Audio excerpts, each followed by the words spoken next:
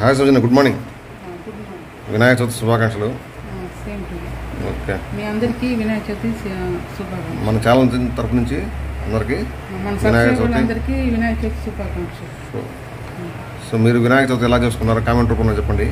మేము మార్నింగ్ స్నానాలు చేసి ఈరోజు మా మిస్సెస్ గారెలు చేస్తున్నది, పులిహోర చేస్తున్నది.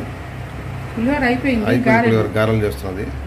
ఓకే, వినాయకుడిని ఇప్పుడే స్నానం చేసి నేను మా వాడికి పోయి తీసుకొచ్చామండి. కుడుములు చేయాలి ఇప్పుడు, తర్వాత పూజ మొదలు పెట్టాలి. మీరు ఎలా వినాయక చవితి చేసుకున్నారో కామెంట్ చెప్పండి.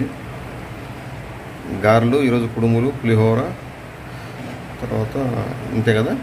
ఓకే, సాయంత్రం పూట మళ్ళీ మా బయటకు వెళ్దాం. ఓకే, సరే సరే.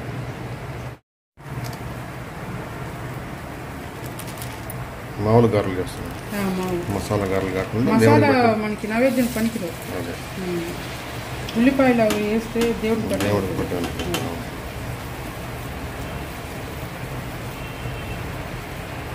మనకు కావాలంటే ఉల్లిపాయలు అవి వేసుకోవచ్చు, కానీ దేవుడికి ఉల్లిపాయలు నైవేద్యాన్ని పనికిరావు.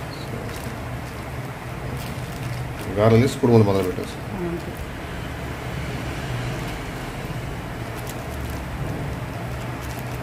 అన్ని పండుగలు వస్తాయి కదా వరుసగా. అంటే ఇప్పుడు స్టార్టింగ్ కదా, ఏదైనా మనం వినాయక చవితితోనే మొదలు.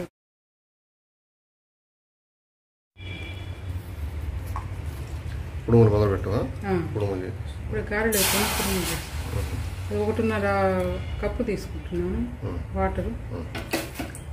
దీంట్లోనే నానబెట్టిన పచ్చెనపప్పు ఉంటాయి కదా, 2 hours నానబెట్టిన దీంట్లో వేసుకోవాలి.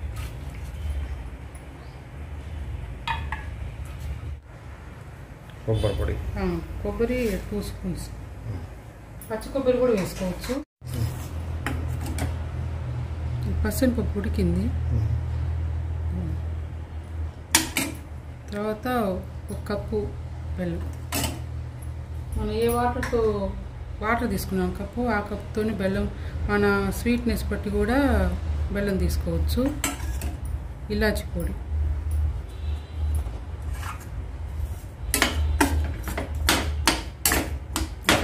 కరిగిన తర్వాత మనం బియ్యం పిండి వేసుకోవాలి. నెయ్యి 2 spoons, 2 లేదా 3 spoons. మనం 1.5 కప్పు వాటర్ తీసుకున్నాం కదా, 1 కప్పు బియ్యం పిండి, పొడి బియ్యం పిండి వేసి ఉండలు లేకుండా కలిపేసి మనకి దగ్గర పడిన తర్వాత, చల్లారిన తర్వాత మనం ఆవిరి మీద బెల్లం కుడుములాగా ఉడికించుకోవాలి. ఉండలు లేకుండా ఫస్ట్ కలపాలి. వీటిని మనం ఒక బెల్లంతో ఈ కుడుములా తయారు చేసుకున్నాం కదా, ఆవిరి మీద ఉడకబెట్టుకుంటే బెల్లం కుడుము రెడీ.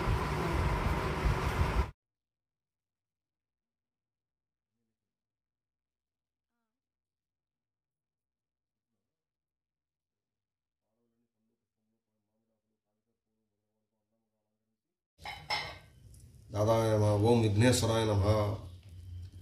27 గరికలతో ఈ పూజ చేయవలను. ఈ క్రింది ప్రతి నామమును దుర్వార్గమనగా 2 గరికలు సమర్పించుకున్న ప్రతి నామముకు ముందు